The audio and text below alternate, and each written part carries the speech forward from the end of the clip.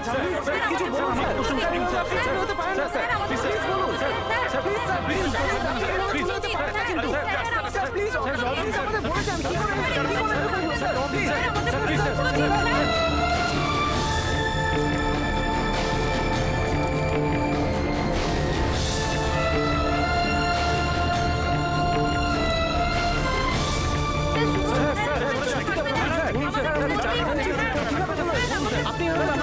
আপনি sir please please please থাকবেন না স্যার।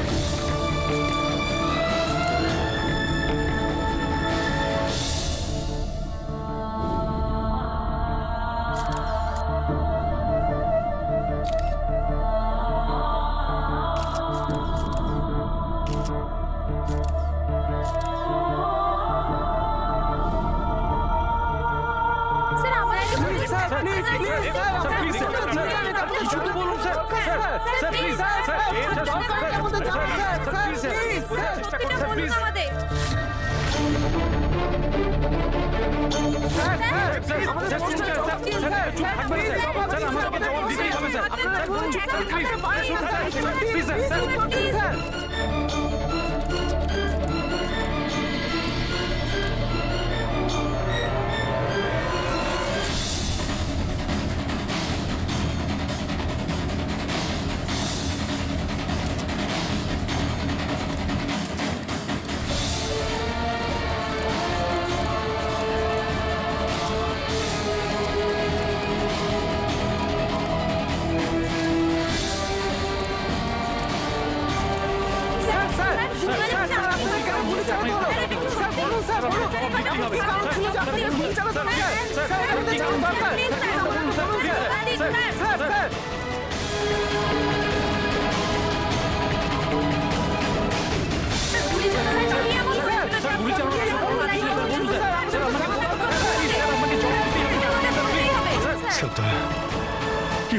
কি হয়েছে দয়ার স্যার? এরা বলছে যে আমি নাকি ওকে গুলি করেছি। ওরা মিথ্যে বলছে, আমি জানি যে দয়া।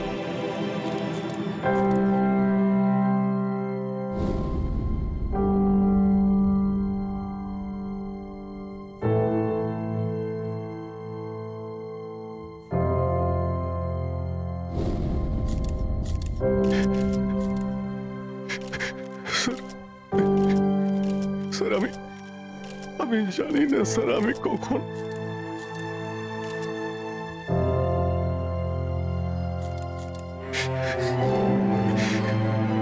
দয়া।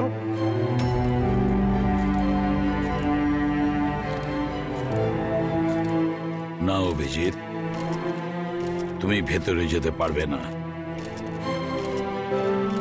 তুমি দয়ার প্রাণ নিয়েছো, তোমাকে আমরা গ্রেপ্তার করছি।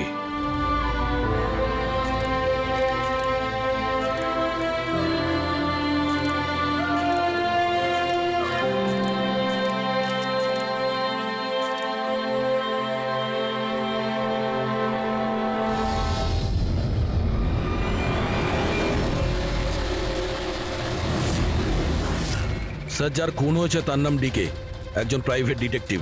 ওর কাজের লোক লাশটা দেখেছে সকালে।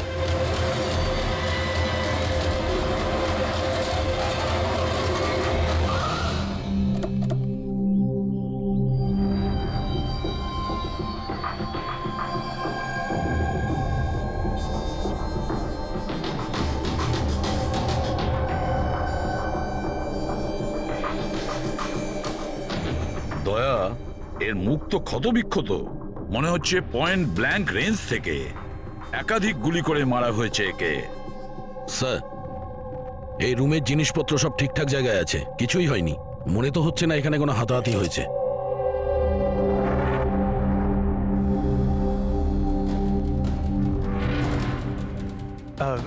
স্যার স্যার এই কাভার্ড আর লকার তো খোলা আছে, আর সব জিনিসপত্র নিজের জায়গায় আছে। দেখে তো মনে হচ্ছে যে কেউ এতে হাতে দেয়নি।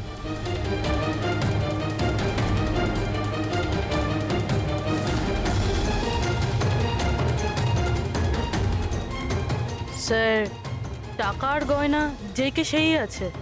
মনে হয় উনি যা চাইছিল সেটা পেয়ে গেছে। স্যার, গুলি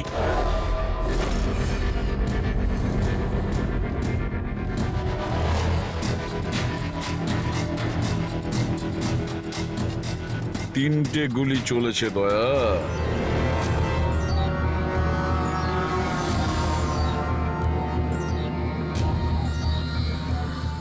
স্যার, হ্যাঁ বলো ফেডরিক। স্যার, এই জানলাটার কাঁচ সরানো হয়েছে, তার মানে খুনি এখান থেকেই পালিয়েছে। হ্যাঁ, একটা কাজ করো ফেডরিক, এখান থেকে ফিঙ্গারপ্রিন্ট তোলো।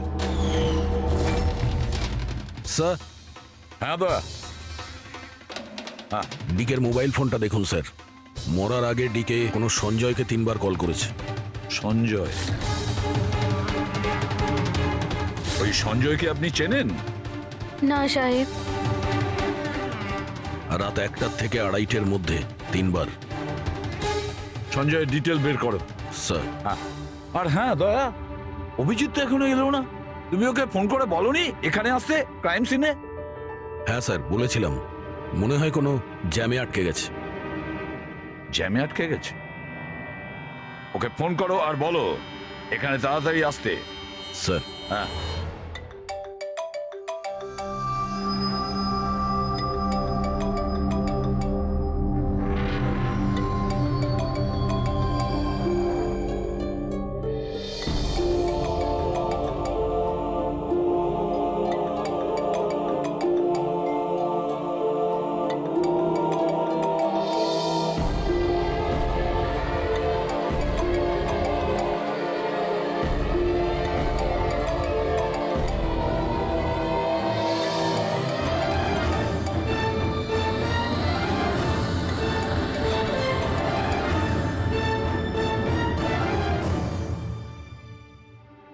হ্যাঁ দয়া, অভিজিৎ কি বলছে? কোথায় ও?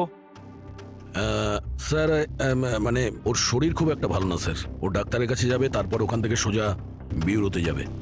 কোনো প্রবলেম আছে? না স্যার, কোনো প্রবলেম নেই। বুঝতে পারছি না, অভিজিৎ দিল্লি থেকে আসার পর কেমন অদ্ভুত আচরণ দেখছি ওর মধ্যে।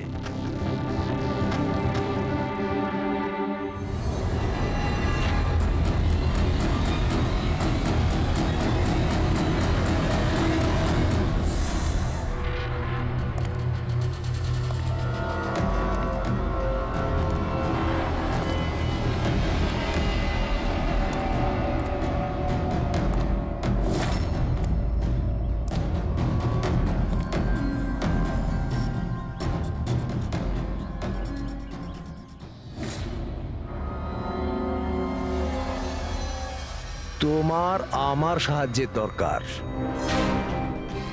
তোমার? আরে ভাই, তুমি হলে গিয়ে সিআইডি অফিসার। হ্যাঁ, কিন্তু এই কাজটা এটা আমি একা করতে পারবো না।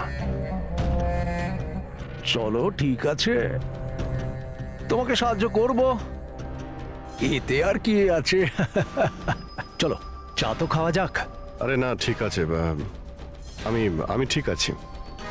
আই মিন, দেখ চেতন, এই কাজটা না, এই ব্যাপারে যেন কেউ কিছু না জানে, বিশেষ করে আমার টিম। আরে এটা আবার কি কথা বলছো? আমরা এতদিনের পুরনো বন্ধু, এইটুকু বিশ্বাস করতে পারছো না? হ্যাঁ, বলো কি করতে হবে? কাউকে ফলো করতে হবে, নজর রাখতে হবে, আর এর জন্য তোকে টাকাও দেবো। কি কথা বলছো? বন্ধুত্বের মধ্যে টাকা? হ্যাঁ। আচ্ছা ঠিক আছে, যদি মনে করো টাকা দিয়ে দিও। ফলো কাকে করতে হবে?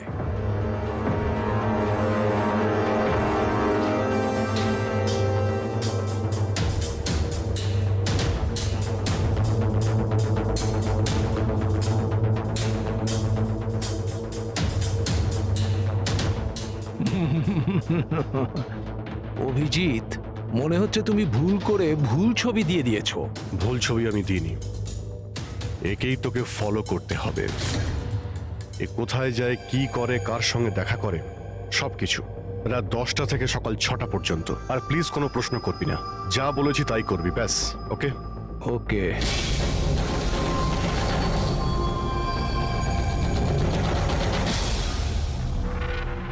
হয় অভিজিৎ পাগল হয়ে গেছে,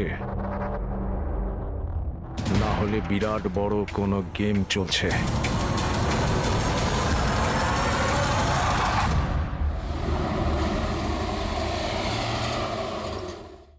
কি কি বলছেন? ও খুন হয়ে গেছে?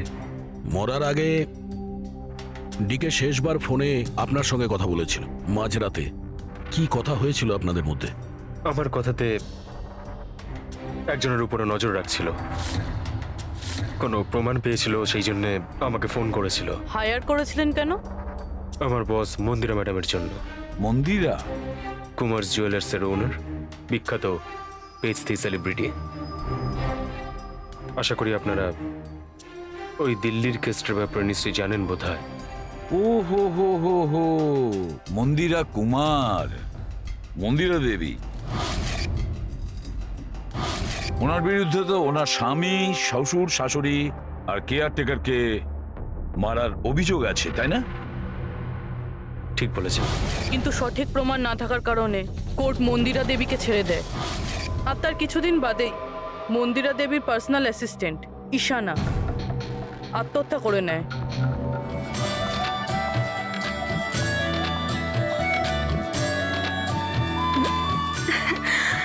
ও তুই? হাই, আজও লেট হয়ে গেলি না? তাড়াতাড়ি যা, সঞ্জয় স্যার তোর ওয়েট করছে কখন থেকে। ও গড, সঞ্জয় স্যার তো তাড়াতাড়ি কেন চলে আসলেন? এসেও পড়েছেন আর খুব রেগে আছেন। মাই গড, তুই আমার ব্যাগটা সামলা, আমি এক্ষুনি আসছি।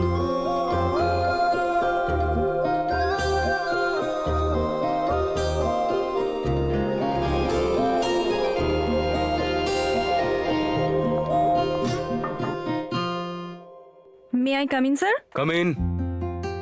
Sorry, sir. Sorry. I'm so sorry, sir. কটা বাজে বলো তো তুমি? এটা কোনো অফিসে আসার টাইম হলো? স্যার ট্রাফিক খুব বেশি ছিল। কি ট্রাফিকের কথা বলছো তুমি? রোজ একই কথা বলে যাও তুমি। হ্যাঁ, এই অফিসের বাকি লোকজনও তো ওই ট্রাফিক পেরিয়ে আসে, তাই না? হ্যাঁ বলো কুমার। না 30শে ডিসেম্বরের আগে কিচ্ছু করা সম্ভব না। আরে তুমি তো এটা জানো যে 30শে ডিসেম্বরে মন্দিরা ম্যাডামের একটা ইভেন্ট রয়েছে মুম্বাইতে, তার আগে কিছুই করা সম্ভব নয়। হ্যাঁ হ্যাঁ।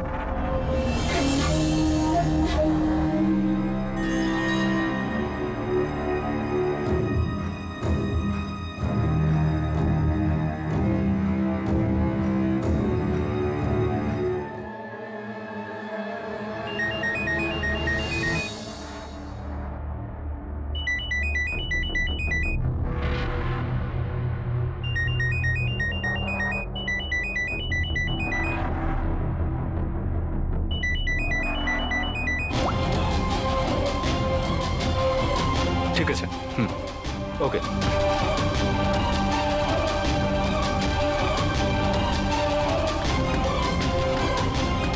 কি হলো? হ্যাঁ, কি হয়েছে নাকি? বাইরে ওভাবে কি দেখছো?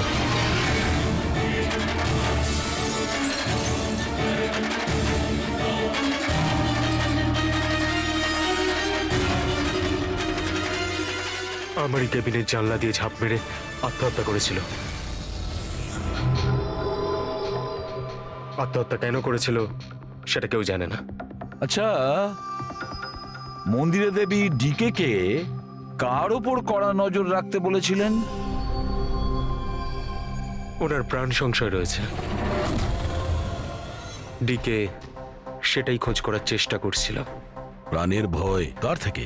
আসলে কোর্ট থেকে ছাড়া পাওয়ার পরে কেউ ম্যাডামকে হুমকি দিচ্ছিল। আচ্ছা, শুধু ওই হুমকিটা ফোনেই কি? হ্যাঁ, ফোনের মধ্যেই অচেনা নাম্বার থেকে আর টাইপ করা চিঠি পাঠিয়ে। আসলে ম্যাডাম পুলিশের চক্করে দ্বিতীয়বার পড়তে চাননি, সেই জন্য ডিকে কে হায়ার করেছিলেন উনি। তো কিছু জানতে পেরেছে ডিকে? ওর হাতে কিছু প্রমাণ তো এসেছিল, কিন্তু ও সেটা পেন ড্রাইভে সেভ করে রেখেছিল। ওই পেন ড্রাইভটাও আমাকে দিতে চেয়েছিল। সেই জন্যই দিল্লি থেকে মুম্বাই এসেছিলাম আমি। কিন্তু ডিকের বাড়িতে ওর লকারটা খোলা ছিল। আচ্ছা, ওই লকার থেকেই পেন ড্রাইভটা চুরি হয়ে যায়নি তো? হতে পারে দয়া। ওর বাড়িতে আমরা একটা ল্যাপটপও পেয়েছি স্যার, হয়তো ওর থেকে কিছু জানা যাবে। মন্দির এটা কি করে করতে পারলো? পুরো অ্যাকাউন্টটাই বন্ধ করে দিল। নিজেকে কি মনে করেন উনি? সবকিছু কি ওনার ইচ্ছা মতো হবে নাকি? এনারা কারা? সিআইডি। আমরা ওই মানে সঞ্জীবের সঙ্গে দেখা করতে এসেছি। আপনারা দুজন কে? স্যার ইনি Kaira, mister Kumar, I mean Mandira ম্যাডামের মেয়ে। ও, স্যার, আর ইনি ম্যাডামের রিলেটিভ মিস্টার সুবীর। আমরা মন্দিরা ম্যাডাম আর ওর ফ্যামিলির সঙ্গে কবে দেখা করতে পারবো? কারণ ওদের প্রাণ রক্ষা করার দায়িত্ব এখন আমাদের ওপর। ইনফ্যাক্ট মন্দিরা ম্যাডাম, কায়রার কাকাতো দাদা শেখর আর ওনার স্ত্রী সবাই আজ রাতেই আসছেন। 30শে ডিসেম্বর কুমার্স জুয়েলার্সের একটা বড় চ্যারিটি ইভেন্ট রয়েছে, তাতে পার্টিসিপেট করার জন্য। তাহলে ঠিক আছে, কালকে সকালেই দেখা হবে।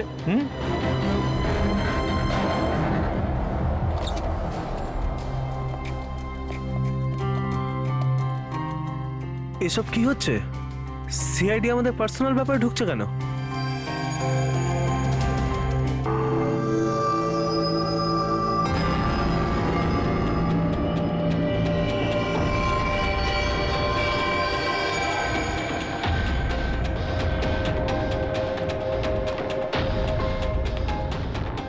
Good morning sir. Good morning. Hello sir, এখন কেমন আছেন আপনি? Murder investigation sir, private detective ডিকের স্যার বাড়িতেই মারা গেছে স্যার। এটা পুরো কেস ফাইল স্যার।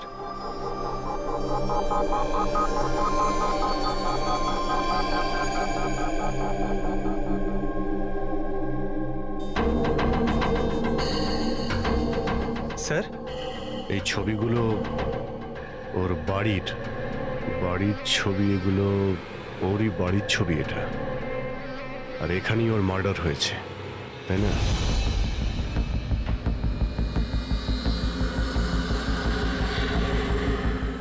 হ্যাঁ, এখানেই ওর মার্ডার হয়েছে। পঙ্কজ, ঘুরিয়ে কেন জিজ্ঞেস করছেন? আমরা এইমাত্র তো সেটাই বললাম। সেটাই তো স্যার, মনে হচ্ছে ওনার শরীর এখনো ঠিক হয়নি, কোনো গন্ডগোল মনে হচ্ছে স্যার।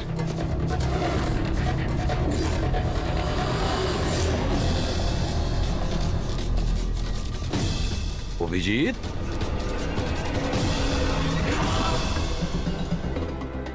Good morning sir. কি হয়েছে তোমার? হ্যাঁ, কোন জগতে ছিলে?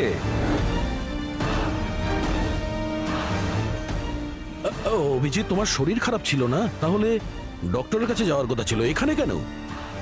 হ্যাঁ মানে, হ্যাঁ স্যার, ওই কিছুদিন ধরেই শরীরটা ভালো নেই স্যার, কিন্তু এখন ঠিক আছে। I am better now. Yeah, গোলমাল চলছে। স্যার, ডিকে সঞ্জয়কে যে পেন ড্রাইভটা দিতে যাচ্ছিল, ওর যে ডেটা আছে ওগুলো উদ্ধার করার যে একটা উপায় আছে স্যার। পেন ড্রাইভ তো পাওয়া যায়নি তো। তাহলে ডেটা কোথা থেকে পাবে? স্যার, আছে না একটা উপায় আছে, ওই আমরা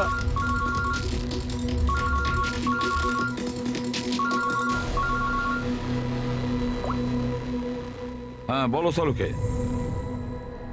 হ্যাঁ,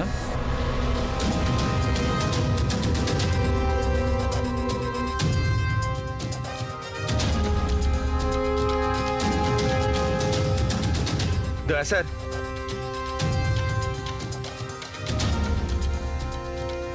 স্যার অভিজিৎ স্যারের শরীর এখনো ঠিক মনে হচ্ছে না। কেন? স্যার, ওনাকে কেসের ব্যাপারে বোঝাচ্ছিলাম, কিন্তু উনি আমাদের কথা শুনছিলেনই না, খুব বেখেয়ালি ছিলেন স্যার। ফ্রেডি স্যার, মন্দিরের ব্যাপারে সব ডিটেলস বের করতে হবে। নিউজ পেপারে, টিভিতে যাই এসেছে সব।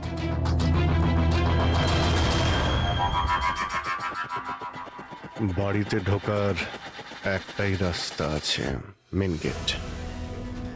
চাবি ডিকে আর ওর বাড়ির মেডের কাছে থাকে। বাথরুমের জানালা, তার মানে খুনি বাথরুমের জানালার কাঁচ খোলে আর ভিতরে ঢোকে, আর তারপর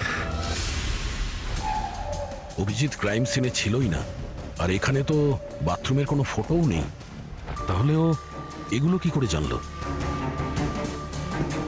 অভিজিৎ আমার কাছে কিছু লুকোচ্ছে, কিন্তু কি?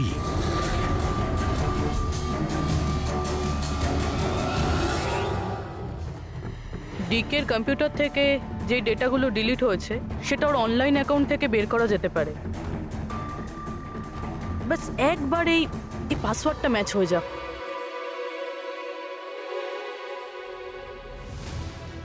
কিছুদিন ধরেই শরীরটা ভালো নেই স্যার, কিন্তু এখন ঠিক আছে।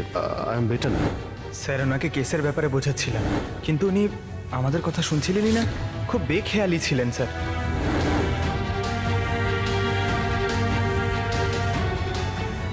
Yes sir, sir password match হয়ে গেছে।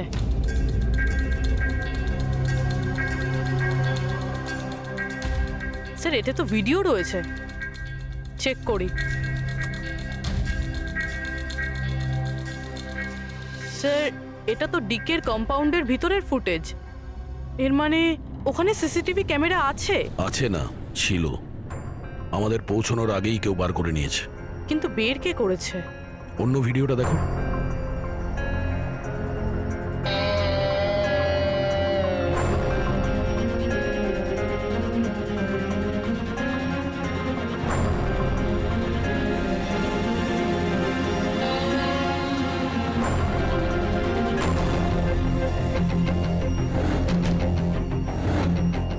এটা কি করে সম্ভব?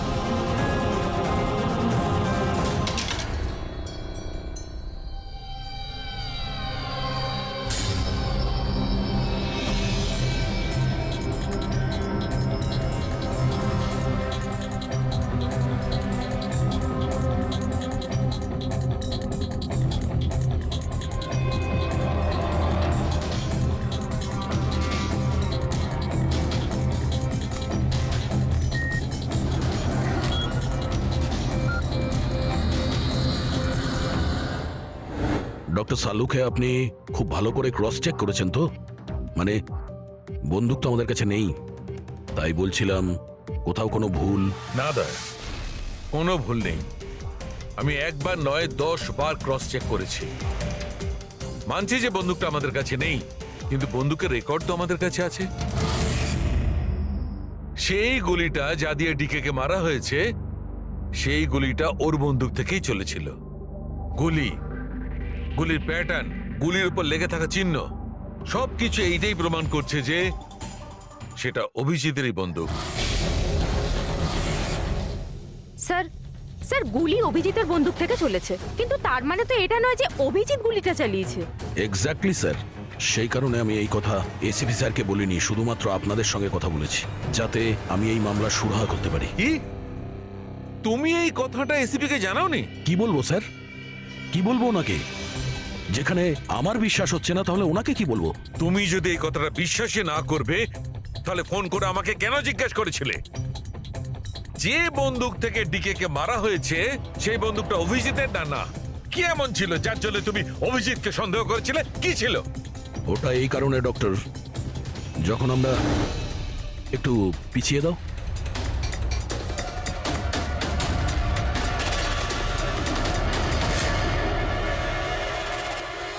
অভিজিৎ ডিকের বাড়িতে? আর দয়া, তারপরেও তুমি অভিজিৎকে বাঁচানোর চেষ্টা করছো? দেখো দয়া, অভিজিৎ আর তোমার বন্ধুত্বকে আমি খুবই শ্রদ্ধা করি, তার কদরও করি, কিন্তু ডিউটি, নিজের দায়িত্ব, সব সম্পর্ক সব বন্ধুত্ব থেকে বড় হয় না। আর এই কথাটা নিশ্চয়ই আমি তোমাকে বুঝিয়ে বলতে যাব না। স্যার পোক্ত কোনো প্রমাণ ছাড়া অভিজিৎ স্যারকে সন্দেহ? এটা প্রমাণ নয় তো কি পুরবি? অভিজিৎ ডিকের বাড়িতে ঢুকেছিল, এটা যদি প্রমাণ নয় তো কি পুরবি? অভিজিৎ স্যার ডিকের ঘরে গেছিল সেটা আমরা দেখেছি, কিন্তু উনি ডিকেকে মেরেছেন এটা তো আমরা দেখিনি। স্যার এটাও তো হতে পারে ওনার বন্দুক দিয়ে ডিকেকে অন্য কেউ মেরেছে। হতেই পারে, এটা হতে পারে যে অভিজিতের বন্দুক দিয়ে ডিকে কে অন্য কেউ মেরেছিল, কিন্তু এই অবস্থায় অভিজিতের বন্দুকটা অভিজিতের কাছে থাকার কথা নয়। তোমাদের কি অভিজিৎ এ কথা বলেছে? ও কি বলেছে যে ওর বন্দুকটা হারিয়ে গেছে? বন্দুক হারিয়ে যাওয়ার কোন রিপোর্ট দেখিয়েছে? ও সব সময় তোমাদের সঙ্গে ছিল, কিন্তু ও কি বলেছে যে অদ্ভুত পোশাক পরে ও ডিকের ঘরে কেন ঢুকেছিল, আর তাও বাথরুমের কাঁচ ভেঙে? বলো বলো। স্যার, আপনার এই সমস্ত প্রশ্নের উত্তর আমি অভিজিৎকে জিজ্ঞাসা করব, কিন্তু ততক্ষণের জন্য এসিপি স্যারকে আপনি কিচ্ছু বলবেন না। দেখো, তোমরা এই ব্যাপারটা সামলে নাও, কিন্তু ব্যাপারটা আমার ভালো লাগছে না। Please doctor, please. ঠিক আছে, কাল সকাল পর্যন্ত। দয়া, আমি কাল সকাল পর্যন্ত তোমাদের সময় দিচ্ছি। হয় তোমরা সত্যিটা আবিষ্কার করো, নয় এই সমস্ত কথাটা নিজে এসিপি কে বলে দাও। তুমি যদি এসিপি কে কথা না জানাও, তাহলে আমি নিজে প্রদ্যুম্নকে এই সমস্ত ব্যাপারটা বলবো।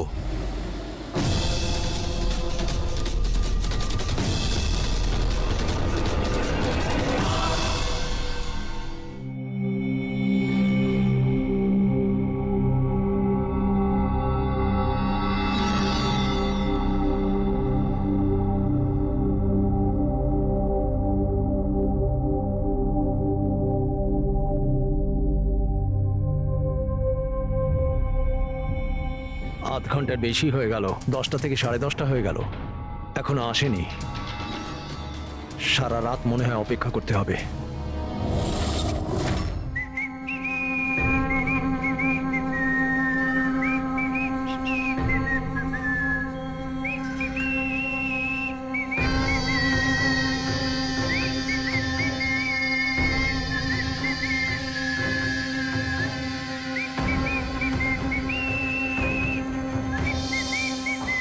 ভুল ছবি আমি দিইনি, একেই তোকে ফলো করতে হবে।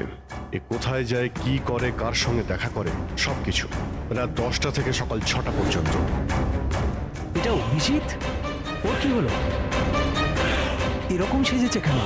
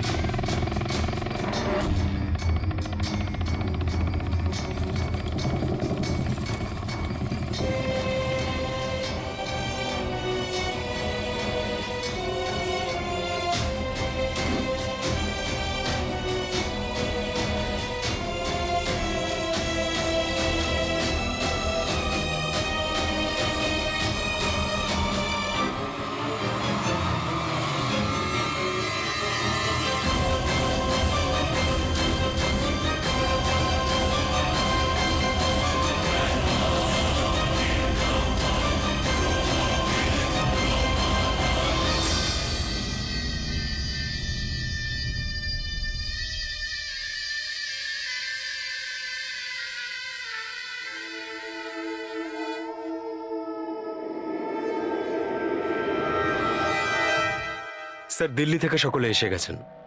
মন্দিরা ম্যাডাম, আমারা মন্দিরা ম্যাডামের দেওরের বউ, কায়রা মন্দিরা ম্যাডামের সৎ মেয়ে, সুবীর মন্দিরা ম্যাডামের বোনজি, শেখর মন্দিরা ম্যাডামের দেওরের ছেলে। আসুন ম্যাডাম, এনারা সিআইডি থেকে এসেছেন। এসিপি স্যার, ইনি ভালো হলেন- হয়েছে আপনারা এসে গেছেন। ডিকে খুনি কে সেটা জানা গেল? আরে আপনি তো এটা জানেনই যে আমাদের ফেমাস অ্যানুয়াল ইভেন্ট খুব তাড়াতাড়ি আসতে চলেছে। আই হোপ যে আপনি আমার সিকিউরিটির সব ব্যবস্থাই করে রেখেছেন। দেখুন, আপনি আমাকে ভুল ভাববেন না, কিন্তু আমি কোনো চান্স নিতে চাইছি না অ্যাকচুয়ালি। এই ইভেন্টটা আমার কাছে খুব বেশি ইম্পর্ট্যান্ট, কিন্তু আমার প্রাণের থেকে বেশি নয়। আপনি কি মনে করেন আপনি আমাকে সিকিউর রাখতে সক্ষম হবেন? আর ডিকে কেসটা কিরকম কি প্রগ্রেস হলো? আসল খুনির ব্যাপারে কিছু জানা গেল? ওসব আপনার জানার দরকার নেই মন্দিরা দেবী। মেইন হলো আপনার নিরাপত্তা, সেটা দায়িত্ব আমাদের। কি চমৎকার! বৌদি, আপনার ভয় লাগছে মন্দিরা দেবীর? যাকে আইনও কিছু করতে পারলো না, মানতে হবে তাকে যে আপনাকে ভয় পাইয়ে দিয়েছে। মনে হয় ও জানে না ইনার ব্যাপারে যে ইনি কি কি করতে পারেন। আপনিও কি মনে করেন আমি আমার স্বামী আর বাকি সবাইকে মেরে ফেলেছি? দেখুন, আপনার বিরুদ্ধে যে অভিযোগই থাকুক না কেন, সেটাতে আমাদের কিছু যায় আসে না। কোর্ট আপনাকে রায় দিয়েছে, আর আমরা কোর্টের রায়কে যথেষ্ট সম্মান করি। আপনি শুধু এটা বলুন, আপনি কাকে সন্দেহ করেন? কি এমন আছে যে আপনাকে মারতে চায়? সন্দেহ? হ্যাঁ, সন্দেহ। না না না, আমি কাউকেই সন্দেহ করছি না। বরং আমার এটা পুরো বিশ্বাস যে আমি মারা যাওয়ার পরে এরা সবাই খুব খুশি হবে, আর আমাকে মেরে ফেলার ষড়যন্ত্রেও এদের মধ্যেই কারো হাত আছে। And I am very sure যে ঈশানার আত্মহত্যাতেও এদের মধ্যেই একজনের হাত আছে। এবার আপনিই বলুন, এত ভালো প্রিয় আত্মীয় পরিজনরা থাকতে আমার শত্রুর কি দরকার? মম প্লিজ, তুমি আবার এই নিজের ইমোশনাল ড্রামাটা শুরু করো না। এখানে কোনো ক্রিমিনাল নেই যে তোমাকে মারতে চায়। রাইট।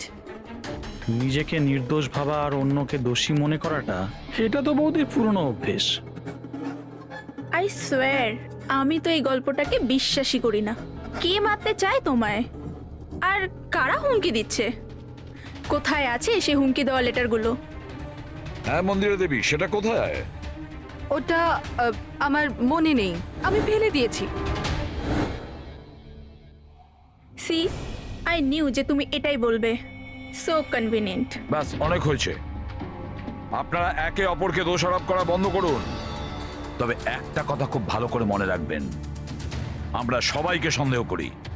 তাই সবাইকে বলছি, তার মানে হলো আপনাদের সবাইকে সন্দেহ করি, আপনাদের সবাইকে। আর একটা কথা, আমাদের পারমিশন ছাড়া আপনারা এই শহর ছেড়ে যেতে পারবেন না। কেউ শহর ছেড়ে যাবেন না। আর যদি দরকার পড়ে আমরা দ্বিতীয়বার তাকে ডেকে নেব। Thank you very much. Thank you.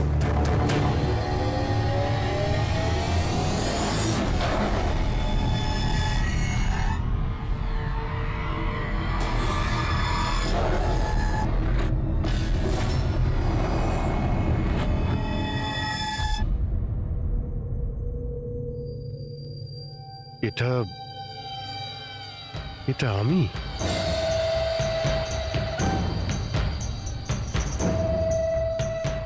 এই পোশাক পরে ঘুরছিলাম?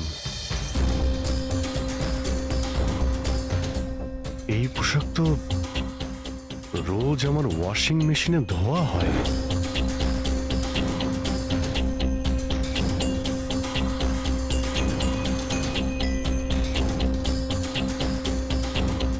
আর এই জুতো, এগুলো এত নোংরা যেন আমি পরেছি, কিন্তু আমার মনেই নেই যে এই পোশাক আমি কখন পরেছি। সত্যি আমার কি হচ্ছে আমার সাথে? এই গাড়িতে কে আছে? হ্যাঁ, কার কার সঙ্গে আমি কথা বলছিলাম? না, আমি দেখিনি। তুমি কথা বলছো, তুমি সেটা জানবে।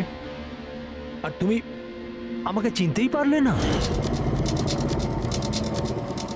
আরে তোর যদি সুইসাইডই করার হয় তাহলে তুই অন্য কোনো বড় গাড়ির সামনে জানা। আমার সামনে কেন এসেছিস? কিভাবে কথা বলছো? এরকম সেজে ঘুরছো কেন তুমি? এই, ইট ইজ মাই স্টাইল, টনির স্টাইল। তুই কে?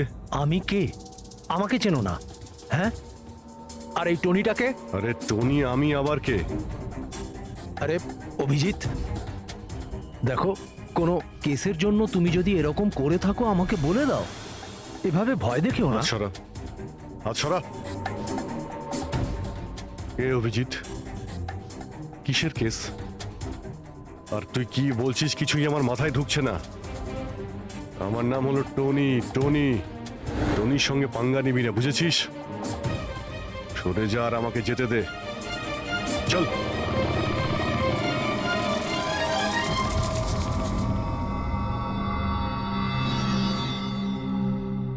অভিজিৎ নিজেকে টনি কেন বলছে? টনি?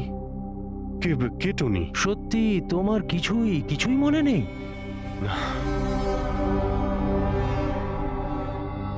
আমার কিছুই মনে নেই, সত্যি বলছি আমি। তার মানে তুমি গাড়িতে ওদের সাথে কথা বলছিলে, তারপরে তুমি গেস্ট হাউসের ভেতরে গেলে। Guest house? হ্যাঁ, তার কিছুক্ষণ পরে তুমি বাইরে এলে। আমি গেস্ট হাউসের ভিতরে গেলাম? ভিতরে গিয়ে আমি কি করলাম? হ্যাঁ, তুই দেখেছিস কিছু করেছিলাম আমি? আমি কি করে দেখবো? আমি তো বাইরে ছিলাম না। সব কি হচ্ছে? আমাকে ওখানে যেতে হবে। কোথায়? গেস্ট হাউসের নাম কি? হ্যাঁ,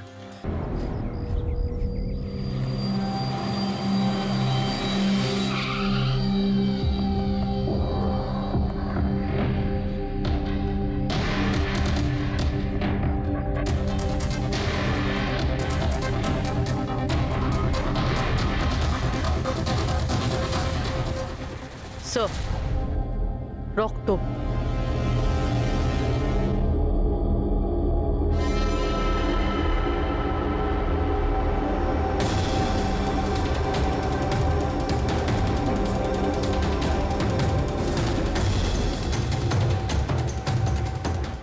অভিজিৎ,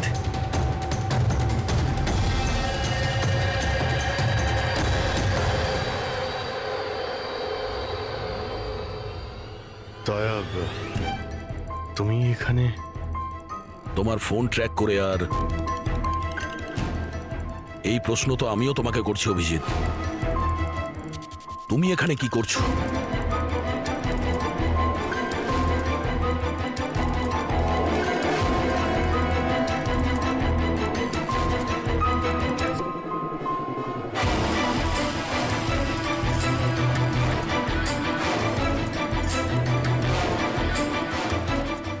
না, এটা আমি আমি আমি বলছি দয়া, এখানে এখানে কি হয়েছিল?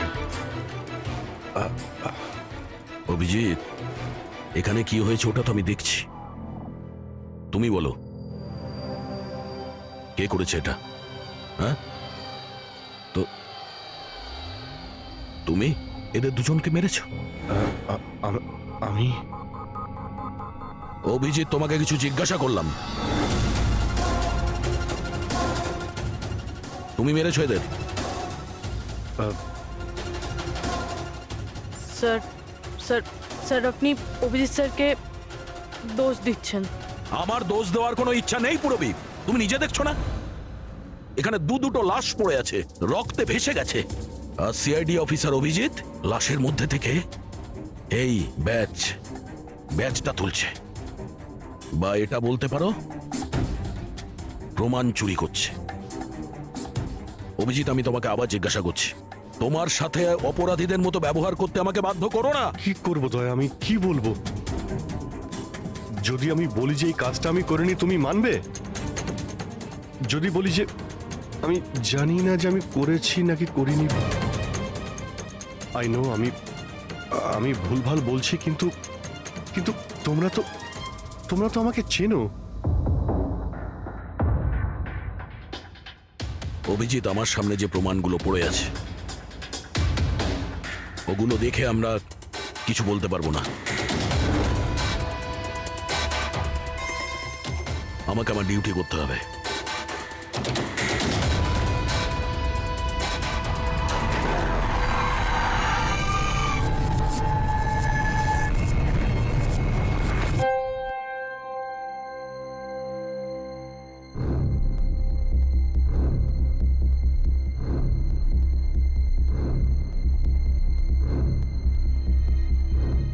অভিজিৎ, এতক্ষণ ধরে একের পর এক জিজ্ঞেস করে যাচ্ছি তোমাকে, কিন্তু কোনো উত্তর দিচ্ছ না তুমি।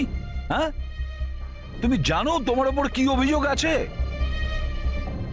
মাথায় কিছু ঢুকেছে? স্যার, ওই এক মিনিট, ব্যাস।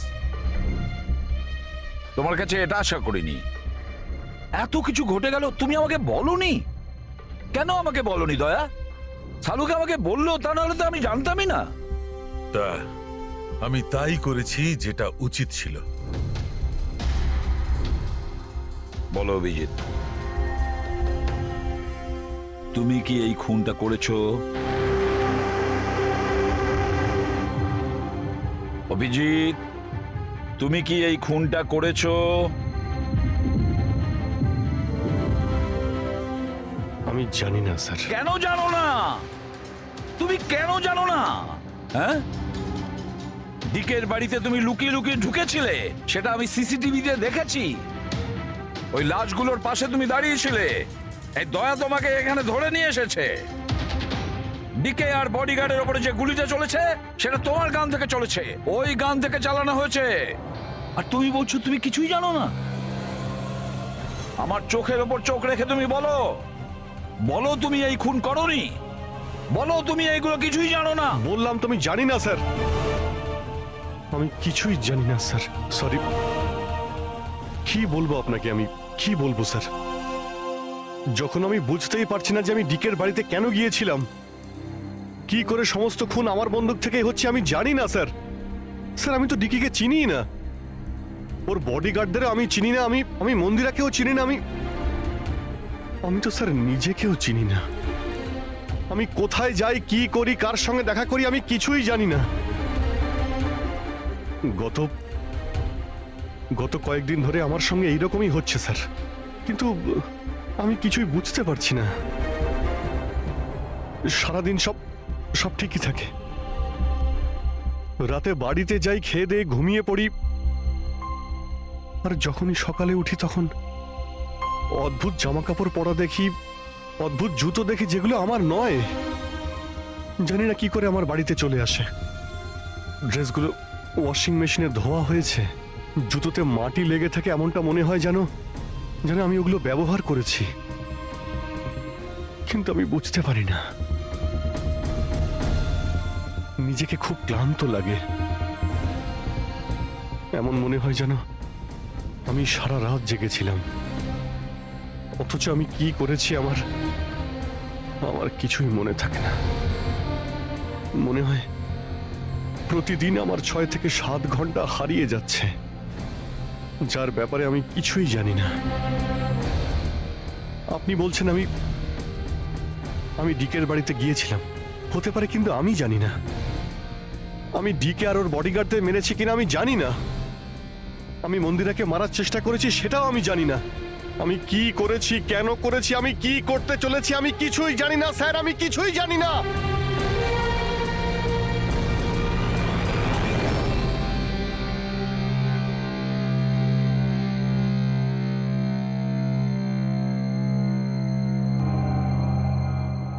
দেখো অভিজিৎ,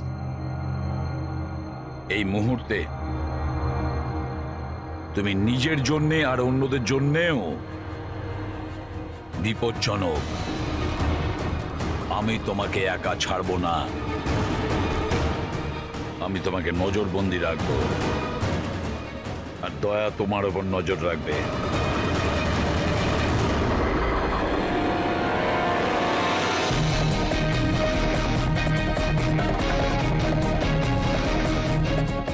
দয়া, স্যার, একটা কথা ভালো করে মনে রাখবে, তুমি নিজের বন্ধুর ওপর নয়, বরং একজন অপরাধী খুনির ওপর নজর রাখবে। এমন একজন লোক যে মানসিক ভারসাম্য হারিয়েছে। আজ থেকে এই কেসের তদন্ত আমি নিজে করব, আর তুমি অভিজিৎকে আটকাবে কোনো অপরাধ করা থেকে। আর তার জন্য যদি অভিজিতের উপর গুলিও চালাতে হয়, তাও তুমি চালাবে। Is that clear? Yes sir.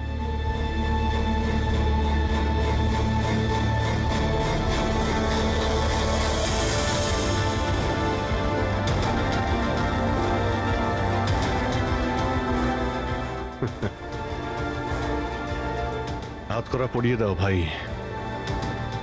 শুনলে তো, মানসিক অবস্থা ঠিক নেই আমার। কখন কি করে বসি কিছুই জানি না। আটকাও আমায়, আমার হাতে আরো একটা অপরাধ হওয়ার আগে। আটকাও আমায় ভাই। আপনাদের অফিসার, আপনাদের সিনিয়র সিআইডি অফিসার আমারই প্রাণের পিছনে পড়ে রয়েছে, আর উনি তাদেরকেও মেরে ফেলেছেন যারা আমার সিকিউরিটিতে ছিল। আর আপনি নিশ্চিন্ত হয়ে বলছেন ভয় পাওয়ার কোনো কারণ নেই।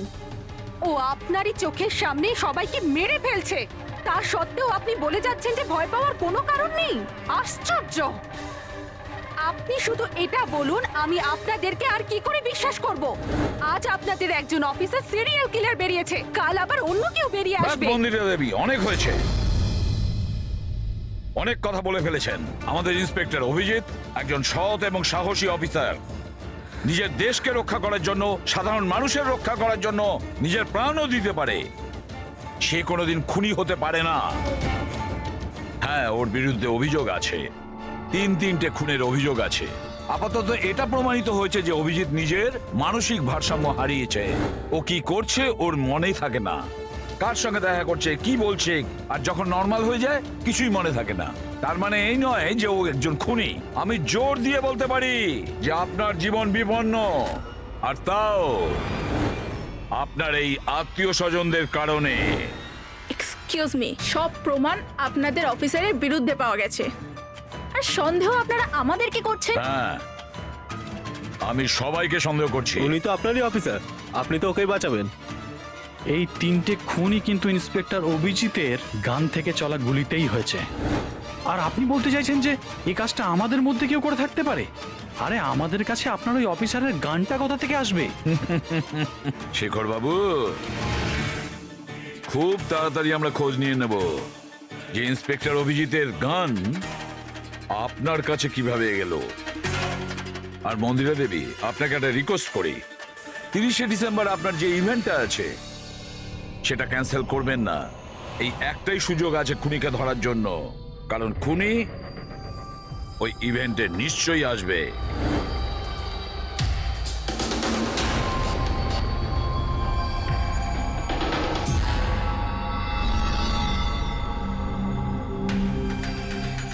স্যার স্যার হ্যাঁ সঞ্জয়, কি হচ্ছে? স্যার, আপনি অভিজিৎ স্যারের ব্যাপারে কিছু বলছিলেন যে ওনার ভিতরে অন্য একজনের প্রতিফলন ঘটে, স্মৃতিশক্তি ওনার, মানে উনি আগের দিন রাতের কথা মনে করতে পারেন না। হ্যাঁ তো ঠিক এরকমই, এক্স্যাক্টলি এরকমই অন্য আরেকজনের সাথেও হয়েছিল। কার সঙ্গে বলুন? স্যার, ঈশানা। ঈশানা? যেদিনও আত্মহত্যা করেছিল তার কিছুদিন আগে থেকেই একদম এরকমই আচরণ করতে শুরু করেছিল। কি অদ্ভুত রকম হয়ে গিয়েছিল, অন্য মনস্ক থাকতো। যেদিন আত্মহত্যা করেছিল তার কিছুদিন আগে থেকেই একটা অদ্ভুত রিংটোন সেট করেছিল নিজের ফোনে, আর তারপর সেই দিন হঠাৎ করে ওই রিংটোনটা বাজতে শুরু করলো। আর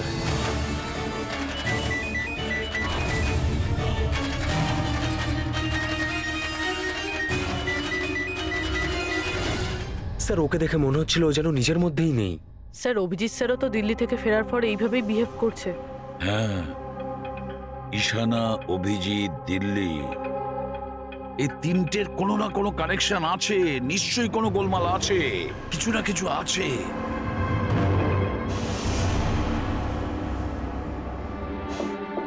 কফি। আরে খেয়ে নাও ভাই, কিছুই মেশাইনি।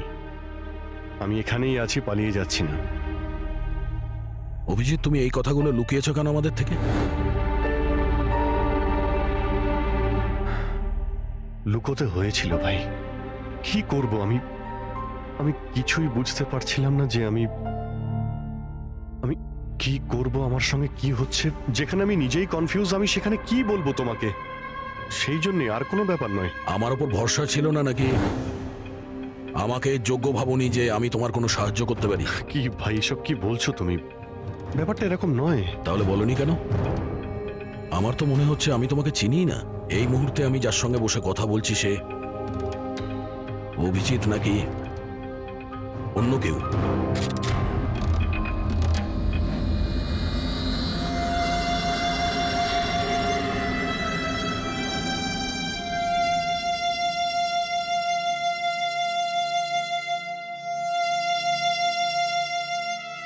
আমি তোমার কোনো ক্ষতি করব না।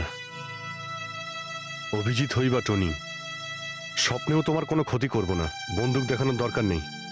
বিষয়টা তা নয় যে তুমি আমার কোনো ক্ষতি করবে। বিষয় এটা যে আমি এখানে শুধুমাত্র আমার ডিউটি করছি, আর আমি কোনো চান্স নিতে চাই না। আমি তো তোমাকে হয়তো চিনি না।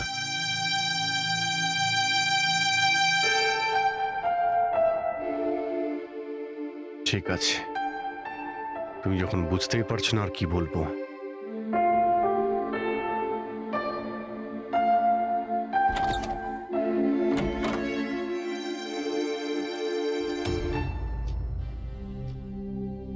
ডক্টর মহেশ, আমি আপনাকে পুরো ব্যাপারটা জানিয়েছি। এবার আপনি বলুন আপনার কি মনে হচ্ছে। দেখুন, এক্ষুনি আপনারা যেটা বললেন যে এই অভিজিৎ আর ঈশানার ব্যাপারে, এটার থেকে তো একটা ব্যাপার একদম পরিষ্কার যে দুজনের কন্ডিশনই একদম সমান। Artificially induced split personality. এটাকে যদি সোজা ভাষায় আপনাদের বোঝাই তাহলে এই কন্ডিশনে পেশেন্টের মস্তিষ্কে তার এই নিজের ব্যক্তিত্ব ছাড়াও অন্য আরও একটা ব্যক্তিত্ব প্ল্যান্ট করা হয়, যেটা কোনো বিশেষ কারো আদেশ বা নির্দেশ অনুযায়ী চলাচল করে। আর এটাকে এমনভাবে সেট করা হয় যাতে ওই ব্যক্তিত্ব বিশেষ ধার্য করা সময়ে বিশেষ ধরনের ট্রিগার পেলে ওই ব্যক্তিত্বকে সম্পূর্ণ প্রভাবিত করে। আর যতক্ষণ এই প্রভাব চলতে থাকে সে পুরনো ব্যক্তিত্বের বিষয়ে না তো কিছু জানতে পারে আর না তার সেই পুরনো ব্যক্তিত্ব সম্বন্ধে কিছু স্মরণে থাকে। এটা হলো মানুষের মস্তিষ্ক। এই মস্তিষ্কের দুটো ভাগ রয়েছে।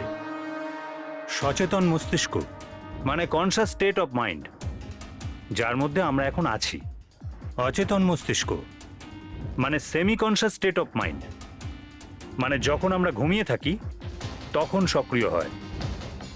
আর কখনো কখনো জেগে থাকার সময়ও কোনো নেশার বা কোনো ওষুধের প্রভাবেও আমাদের অচেতন মস্তিষ্ক সক্রিয় হয়ে ওঠে।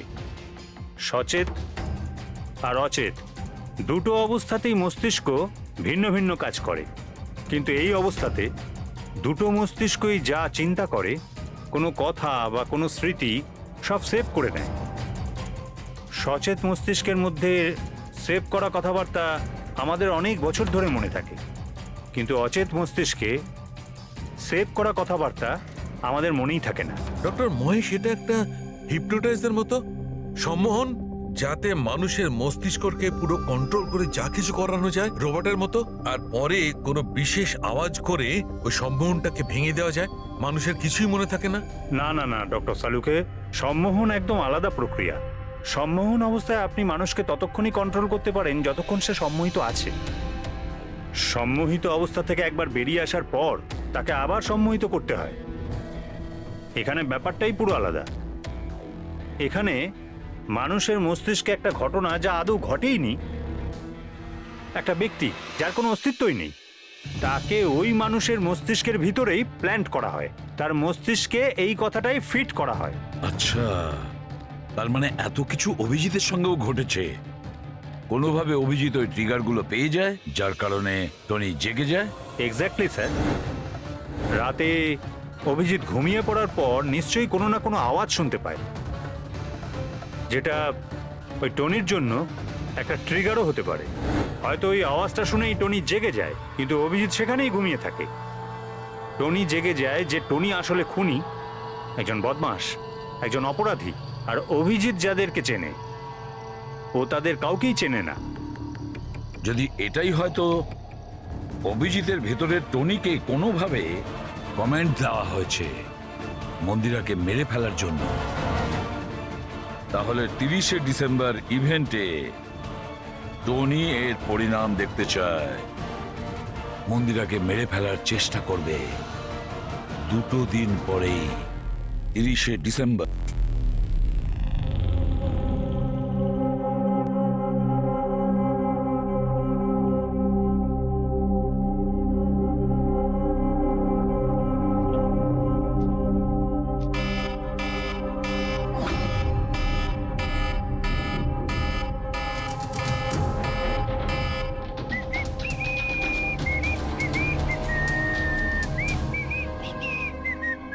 অভিজিৎ, অভিজিৎ, কোথায় তুমি?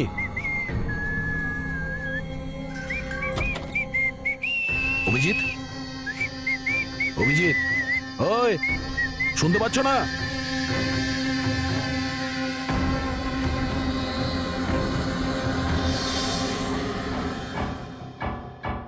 কে রে তুই? তুই আমার বাড়িতে কি করছিস? অভিজিৎ, টনি, তুমি এখান থেকে পালাতে পারবে না। তুমি এখানে নজরবন্দি আছো, এই ঘরের ভেতরেই থাকতে হবে, বুঝেছো? টনিকে তার কাজ করতে দে। যদি আমার রাস্তাতে বাধা দিস তাহলে জীবনটাও হারাবি তুই। চল এবার যেতে দে। বাড়ির বাইরে না, ভেতরে। হাত সরা, হাত সরা। তোকে তো বললাম যে আমাকে তুই বাধা দিস না। আমার মাথা গরম করিস না। আমার কাজের সময় কেউ বাধা দিতে পারবে না আমায়। চল। টনি, তুমি কোথাও যাবে না, এখানে, এখানেই থাকবে তুমি, বুঝেছো? কি বললি?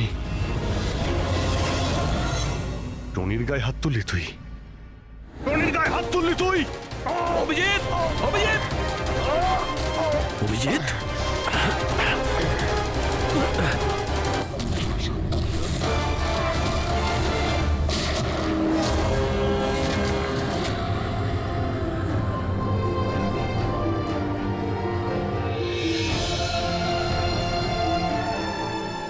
স্যার দয়া, কি হয়েছে? কি হয়েছে দয়ার স্যার?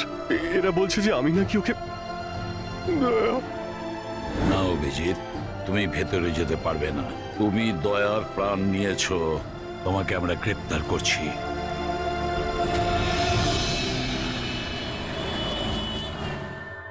ঈশানার ফোন রেকর্ডে ডক্টর তানিয়ার নাম কয়েকবার এসেছে।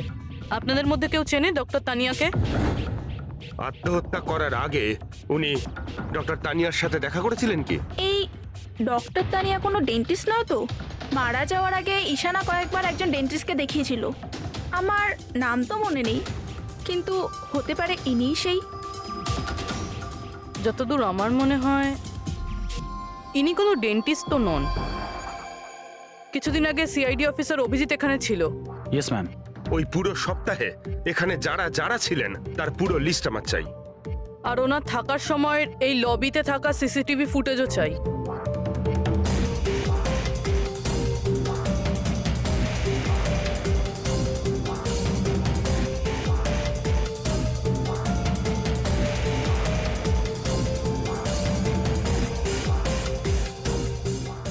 এক মিনিট পজ করুন। এই মহিলাকে যার সাথে অভিজিৎ স্যার কথা বলছে? পুরবি, এই লিস্টটাতে ডক্টর তানিয়ার নাম আছে। উনি এখানেই ছিলেন যতদিন অভিজিৎ স্যার এখানে ছিলেন। মনে হচ্ছে ওই মহিলাই। কি নাম এই মহিলার? ম্যাম, ডক্টর তানিয়া সপ্তাহখানেক ধরে এখানেই ছিলেন। স্যার, এই তানিয়ার সাথে দেখা করতেই হবে। স্যার, তানিয়া মুম্বাইয়ের প্যারাডাইস হোটেলে রয়েছে। টিকিট পাবো না আমি মানেটা কি? লুক, আমাকে এক্ষুনি ইন্ডিয়া থেকে বাইরে যেতে হবে। Do you understand? Yes. Doctor Tania? হ্যাঁ, আপনি কে? ঈশানার বন্ধু, সিআইডি অফিসার পুরবী।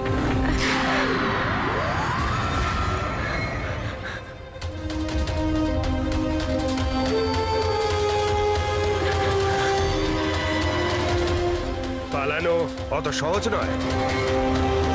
কোথায় পালাচ্ছেন তানিয়া দেবী? কি কি চানটা কি আপনারা? অভিজিতের সঙ্গে কি করেছেন আপনি?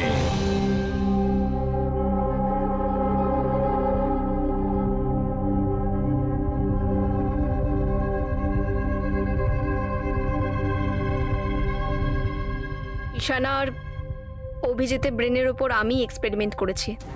ঈশানাকে আত্মহত্যা করার জন্য আর অভিজিৎকে একটা মার্ডার করানোর জন্য আমি প্রোগ্রাম করেছিলাম। কিভাবে কিভাবে সেই প্রোগ্রামটা করেছেন? আর্টিফিশিয়ালি ইলিউশন স্প্লিট পার্সোনালিটির সাহায্যে আমি দুজনের ব্রেনটাকে সেট করি, আর নিজের সেট করা শিডিউলের অনুযায়ী এই দুজনকেই এরকমভাবে প্ল্যান করেছি যে কোনো রকমের আওয়াজ হোক বা রিংটোন বাজুক, আর যখনই আওয়াজ হোক না কেন ওদের সমস্ত অর্ডারগুলি মানতে হবে, যে কোনো উপায়ে। ওই ফোন নাম্বারটা যেখান থেকে ওনার কাছে ফোন আসে, কার নাম্বার সেটা? ওটা একটা পিসিও নাম্বার। ঈশানাই আমাকে এই নাম্বারটা দিয়েছিল অভিজিতের ব্রেনে ফিট করার জন্য। কি বললেন আপনি? কি বললেন আপনি? অভিজিৎকে এসব করার জন্য ঈশানা আপনাকে বলেছে? হ্যাঁ, আর ঈশানা যে আত্মহত্যা করেছে সেটা কি? সেটার কারণ কি? ওটা আসলে ঈশানা নিজেই বলেছিল আমাকে করতে। হোয়াট? হ্যাঁ, বলেছিল তো ঈশানাই, বাট আই এম শিওর নিশ্চয়ই এর পেছনে কোনো না কোনো কারোর হাত আছে, যার বিষয়ে আমি জানি না। কেন? সে কেন এগুলো করবে? হয়তো ওর কোনো দুর্বলতা ছিল। যে করেই হোক অভিজিৎকে ওই পরিস্থিতি থেকে বের করতে হবে। নিয়ে চলো একে। চলো। ও বাইরে বেরোতে পারবে না। কেন? আমি অভিজিতের ব্রেনকে প্রোগ্রাম করেছি। সম্মোহন নয়, যে ইচ্ছে হলো আর ভেঙে দিলাম। আমি অভিজিতের ব্রেনের মধ্যে একটা খুনিকে প্ল্যান্ট করেছি, টনিকে। এটাই হলো সেই আর্টিফিশিয়ালি ইনডিউস পার্সোনালিটি, যেটা আর কোনোদিনও বাইরেই আসবে না। আমি যদি চাই তাহলেও অভিজিৎকে কোনোদিন বাইরে বের করতে পারবো না, কিন্তু আমি যদি এরকমটা করি হয়তো অভিজিৎ পাগল হয়ে যাবে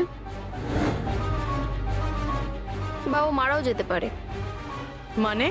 মানে যখনই ট্রিগার হবে টনি মন্দিরাকে মেরেই ছাড়বে, আরও ততক্ষণ থামবে না যতক্ষণ না সত্যিকারের মেরেই ফেলছে মন্দিরাকে। আর এসবের মধ্যে যে আসবে সেই মারা যাবে। মন্দিরাকে মারার জন্য ট্রিগারটা কি? কি ট্রিগার আছে অভিজিতের জন্য? ঈশানার কেসে ট্রিগার ছিল একটা রিংটোন, আর অভিজিতের কেসে ট্রিগার হলো একটা রিমাইন্ডার টোন, একটা বিশেষ ধরনের বিপ, যেটা আমি অভিজিতের মোবাইলে সেট করে দিয়েছি। হ্যাঁ, অভিজিৎ মন্দিরাকে কিভাবে মারবে? কি প্রোগ্রাম সেট করেছো তুমি বলো? ততক্ষণ মন্দিরাকে ছুরি দিয়ে স্ট্যাপ করতে থাকবে যতক্ষণ না ও মন্দিরের অনেক রক্ত দেখে ফেলছে। কটা নাগাদ প্রোগ্রাম সেট করা হয়েছে? 10টা নাগাদ। মাই গড, 2 ঘন্টা বাকি আছে। গ্রেপ্তার করো একে।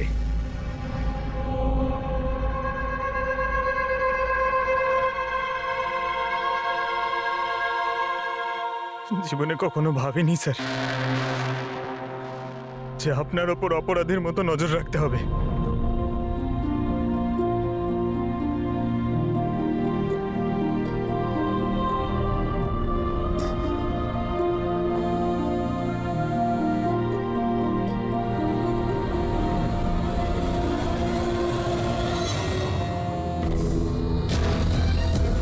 পঙ্কজ, ড্যাম ইট, ফোনটা ধরো।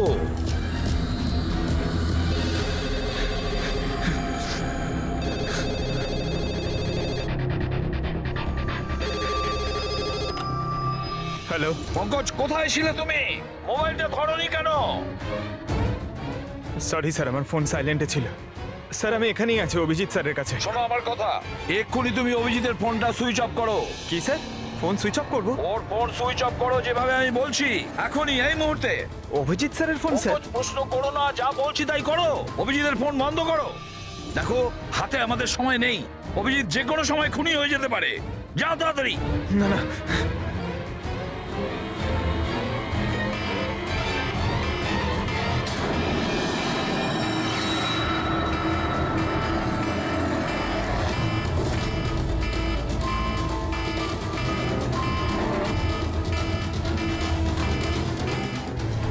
ভিজে গেল, কি করি?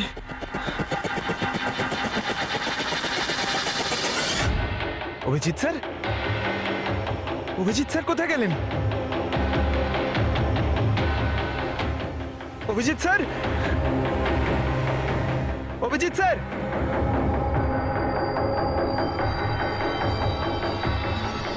স্যার!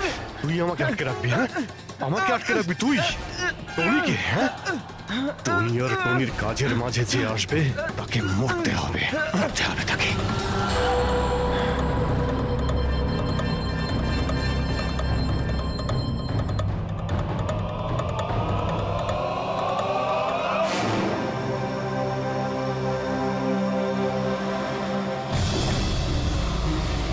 স্যার এখানেই চ্যারিটি ইভেন্টটা হবে।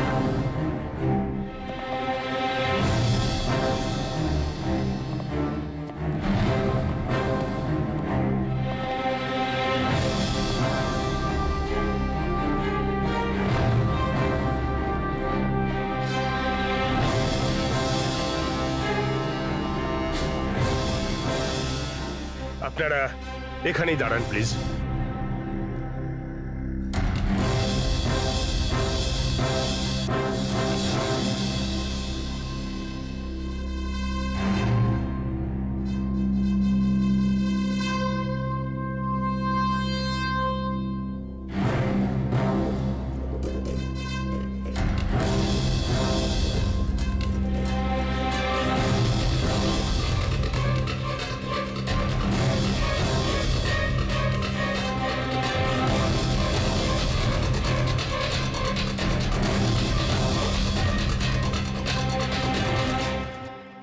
হ্যালো লেডিস অ্যান্ড জেন্টলম্যান, প্রত্যেক বছরের মতো এই বছরের সন্ধ্যাটাও খুবই গুরুত্বপূর্ণ। কারণ হলো মন্দিরা জুয়েলার্স অ্যানুয়াল চ্যারিটি ইভেন্টের জমা করা সম্পূর্ণ টাকাটা দিল্লি ও মুম্বাইয়ের বিভিন্ন অনাথ আশ্রম আর বৃদ্ধাশ্রমগুলিতে দেওয়া হবে। একবার জোরে হাততালি ডিকেসি চ্যারিটির জন্য। প্রত্যেক বছরের মতো এই বছরও আমাদের প্রধান অতিথি আছেন। তিনি আর কেউ না, তিনি হলেন মিসেস খান্না। তাহলে আসুন বন্ধুরা, একটা জোরে হাততালি দিয়ে স্বাগত জানাই মিসেস খান্নাকে। Mrs Khanna,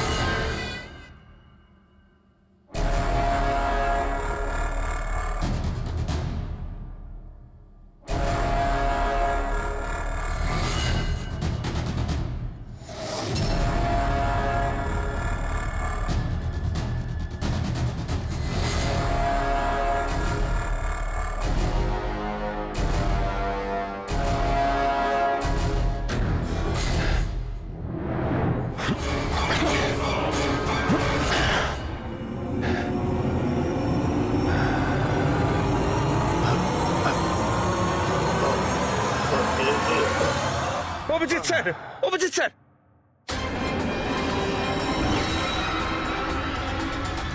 sir, sir, lights on. Sir, sir, Abhijit ঠিক আছে? স্যার, স্যার, ওকে তাড়াতাড়ি নিয়ে চলো, তাড়াতাড়ি এসো।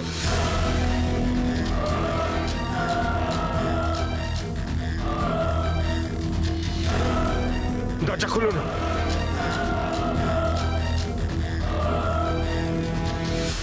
মন্দিরা দেবী, টনি তার মিশন কমপ্লিট করেছে, মন্দিরা দেবীকে মারার। আর আমাদেরকে ভরসা করার জন্য আপনাকে অসংখ্য ধন্যবাদ। আপনারা সবাই আমাকে এখানে আনলেন কেন? আমার তো এখন স্টেজে থাকা উচিত। ম্যাডাম, আমাদের একটা প্ল্যান আছে। Plan? Rabi,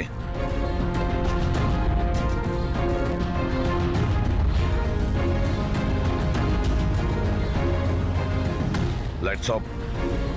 Mandira Devi,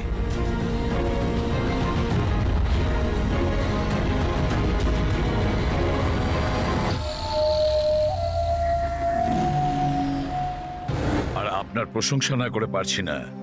thank you. মম, তুমি ঠিক আছো তো? এসব কি? আপনারা আমাদের গ্রিন রুমে লক করে কি করতে চাইছিলেনটা কি? আসল খুনি তো অন্য কেউ, তাই না?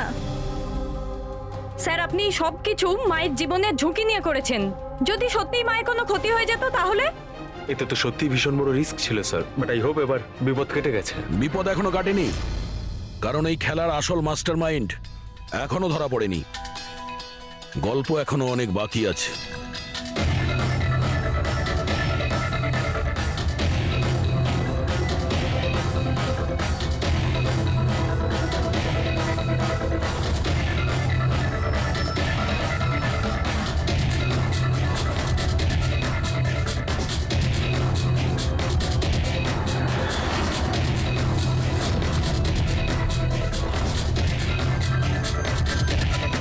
কি হলো?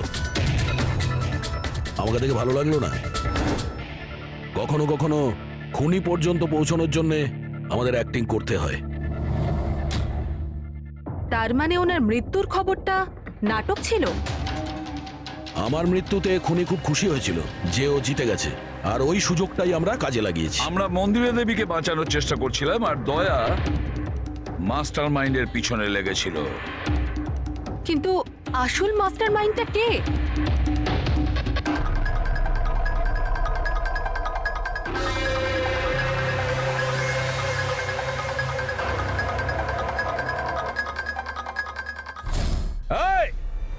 স্যার, স্যার কেউ পালালো স্যার।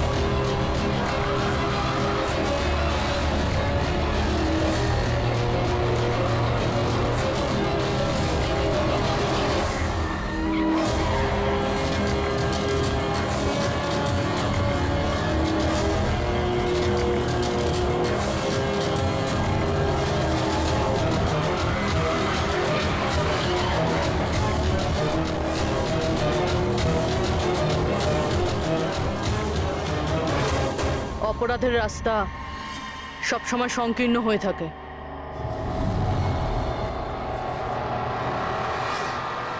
তুমি এটাই ভাবছো যে আমরা কি করে জানলাম যে তুমি খুন করেছো?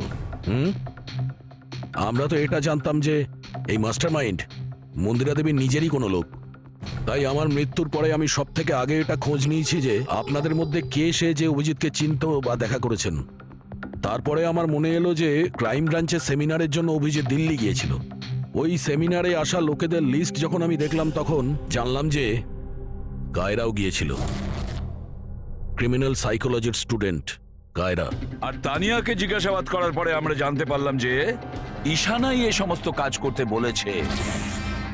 ওই সময় ঈশানার মা সরকারি হাসপাতালে অ্যাডমিট ছিলেন, আর তার কিছুক্ষণের মধ্যেই ঈশানার মাকে বেসরকারি হাসপাতালে যেখানে অ্যাডমিট করা হয়েছিল সেখানকার পুরো খরচ মিস কায়রা করেছিল। আর সবচেয়ে বড় ক্লু ওই পিসিও, যেখান থেকে অভিজিৎ স্যারের কাছে অর্ডার আসতো। দয়া স্যার সেখানে নজর রেখেছিল, আর সেখানেও তোমাকে দেখা গিয়েছিল। Okay fine, I give up. মেনে নিচ্ছি যে আপনারা খুবই স্মার্ট, কিন্তু স্যার এই কথাটা তো আপনিও মানবেন তাই না, যে আমিও অনেক স্মার্ট? হ্যাঁ, স্মার্ট তো তুমি বটেই। ক্রিমিনাল সাইকোলজির একজন ব্রিলিয়ান্ট স্টুডেন্ট, যে সৎ মায়ের থেকে নিজের পুরো পরিবারের খুনের বদলা নিতে চেয়েছিল। লোকেদের মস্তিষ্ক নিয়ে খেলা করা আর তাদের নিজের চক্রব্যূহে ফাঁসানো, এটাই এনার বিশেষত্ব। তাই আমি ভাবলাম যে এনাকে এনারই পদ্ধতিতে মেরে দিলে কেমন হয়। সেই কারণেই আমি ঈশানার সাথে দেখা করি, আর তারপর ডক্টর তানিয়ার সাহায্য নিই। She was mad, she wanted to do an experiment. তারপর আমি ঈশানাকে অনেক বুঝিয়েছি, অনেক বোঝানোর পরে শি ওয়াজ রেডি। ওই এক্সপেরিমেন্ট নিজের উপর করায়, কিন্তু somehow I was never convinced. আমি সবসময় কনফিউজ ছিলাম যে ওই এক্সপেরিমেন্টটা করতে পারবে না। আর ঠিক ওই সময় আমার সাথে দিল্লিতে অভিজিতের দেখা হয়, আর ওনার সাথে দেখা হওয়ার পর আমি ভাবলাম যে এত সৎ আর ভালো অফিসার থাকা সত্ত্বেও এই এক্সপেরিমেন্ট অন্য কেউ কেন করবে। তারপর আমি আর ডক্টর তানিয়া অভিজিৎকে ব্যবহার করি।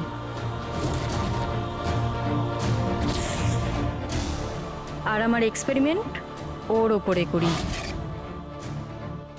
আর ঈশানা আমাদের কোনো কাজে ছিল না, তাই ওকে আমাদের রাস্তা থেকে সরিয়ে ফেলি। ডিকে আর ওই দুজন বডিগার্ড, ওরা তোমার কি ক্ষতি করেছিল? ওদেরকে কেন মেরেছো? এটা এই কারণে করেছি যাতে সমস্ত দোষ অভিজিতের উপর চলে আসে। আর অভিজিতের গান থেকে বুলেট নেওয়ার জন্য টনি ছিল তোর মাথার মধ্যে। হি ওয়াজ দেয়ার। তুমি এতটা নিচে নামতে পারো কায়রা, আমি কখনো ভাবতেও পারিনি। এবার জানতে পেরে গেছো তো? তুমি আমার মা বাবার সাথে, আমার ফ্যামিলির সাথে যেটা করেছো না, তোমার বেঁচে থাকার কোনো অধিকার নেই। আমি এইসব এই কারণেই করেছি যাতে আমি প্রুভ করতে পারি যে পৃথিবীর যে কোনো মানুষের মস্তিষ্কের সাথে খেলা যেতেই পারে, তা সে যত বড়ই সিআইডি অফিসার হোক। কায়রা, তুমি প্রতিশোধের আগুনে একজন সাহসী অফিসারের প্রাণ নিয়ে খেলেছো। আর তাছাড়াও 4 জন নিরীহ লোকের প্রাণ নিয়েছো। ডিকে, ঈশানা আর মন্দিরা দেবীর 2 জন বডিগার্ডকে। ভীষণ অন্যায় করেছো তুমি। আইন তোমাকে কোনোদিন ক্ষমা করবে না। তোমার তো ফাঁসি হবে, ফাঁসি। স্যার, আপনি প্লিজ এসব মনে করবেন না। একটা বাজে স্বপ্ন ভেবে ভুলে যান। বাজে? ভয়ানক।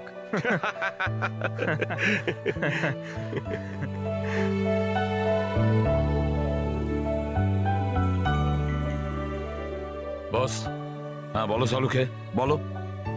কেস তো সলভ হলো। হ্যাঁ, কেস তো সলভ হলো, কিন্তু কিন্তু কি? বস, অভিজিতের মস্তিষ্কে যে টনিকে প্ল্যান্ট করা হয়েছিল, সেই উদ্দেশ্যটা সফল হয়েছে। তারপরে এখন আর কেউ ট্রিগার ধরবে না, ওর কানের সামনে কেউ গান করবে না, যার কারণে অভিজিৎ টনি হয়ে যেত। হ্যাঁ হ্যাঁ, কিন্তু বস, কিন্তু কি? বস, কথাটা এই, টনি অভিজিতের মস্তিষ্ক থেকে কখনো যাবে না। কি? টনি অভিজিতের পার্সোনালিটির অংশ হয়ে গেছে বস। কেউ জানে না যে কবে, কখন, কোথায় সামনে এসে যাবে।